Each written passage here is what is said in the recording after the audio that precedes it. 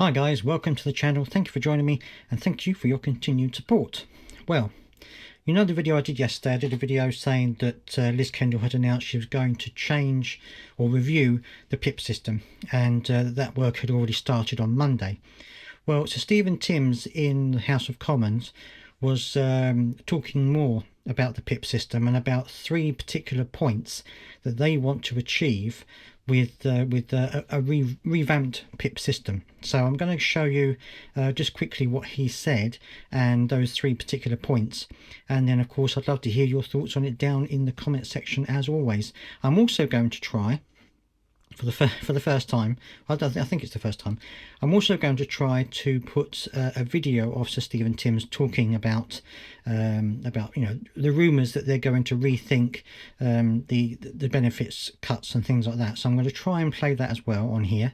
If it doesn't work, or if I get claimed or whatever like that, then might not be cut out. But anyway, let's carry on and see what happens. Right, so this is it. So Sir Stephen Timms, Minister for Social Security and Disability, explained during a parliamentary debate.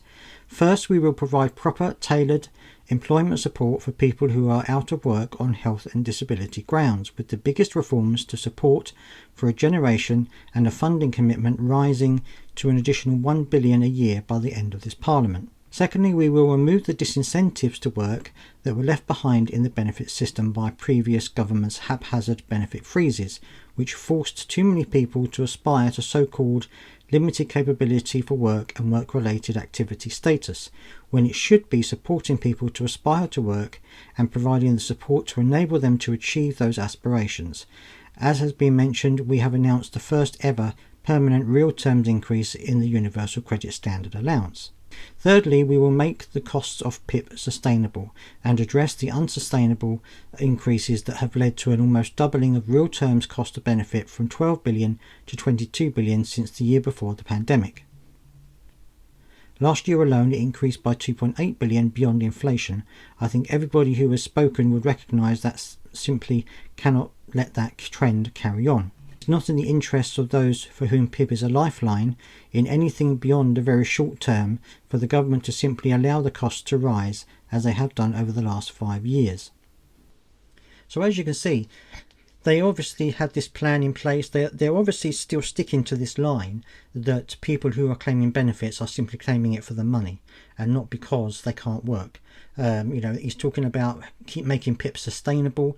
Well, the fact of the matter is PIP is very hard to get, and you have to have genuine conditions. I know there are people out there who say that a lot of people are on PIP who don't need it. The PIP process is, as I've said this many times before, is incredibly hard and degrading and stressful. And so these people who are claiming PIP are claiming it for a genuine reason in most cases. I mean, the fraud is very, very low.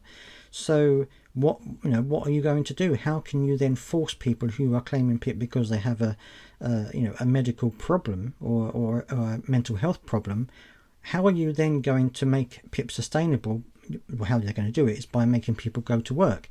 People who can't go to work, people who for whom work would be a dangerous thing to do, either physically or mentally.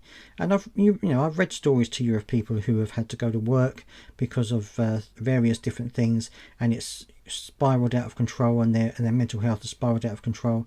This is going to happen more and more if the Labour Party don't understand that these people are not just claiming benefits. They're not just claiming PIP because they want to or because they don't want to work. They're claiming it because they do need it. And so these spiraling costs, as they say, it's not a huge amount in terms of other countries. Other countries spend more on social security than we do. So it's not spiraling out of control as the government have led people to believe. I'm now going to try and play you this clip to hear what Stephen Timms had to say. You are planning to take away some benefits from some disabled people, and there's dozens of Labour MPs who said they can't vote for those changes unless you engage with the disabled community. Are you doing that? Yes, I am very much doing that. We've got an ambitious package of proposals we've set out in the Green Paper. Everybody I've spoken to agrees the system needs reform. It's difficult, But we've set out what we think is the right way to do it, and I'm very much looking forward to my colleagues supporting those changes and to everybody seeing the benefits which will result. Over 40 Labour MPs have written here about the disability benefits cuts, and you did just lose a lot of council seats at the local elections. Are you sure you're on the right side of this? Yes, I think everybody agrees the system does need reform. The system is broken. We've got a 28 percentage points disability employment gap, far too many people not at the moment getting the opportunity for work. We're changing the system to make sure they do have that opportunity, and the Green Paper proposals will make that realistic. Right, with all good luck, that has worked. So I'd love to hear your thoughts on this, both on what I was reading earlier and also from what you heard from Sir Stephen Timms there. Let me know down in the comment section what you think about it, as always. Please do subscribe if you've got this far and you haven't subscribed yet. It really does help the channel. And thank you again for joining me, and I'll see you next time.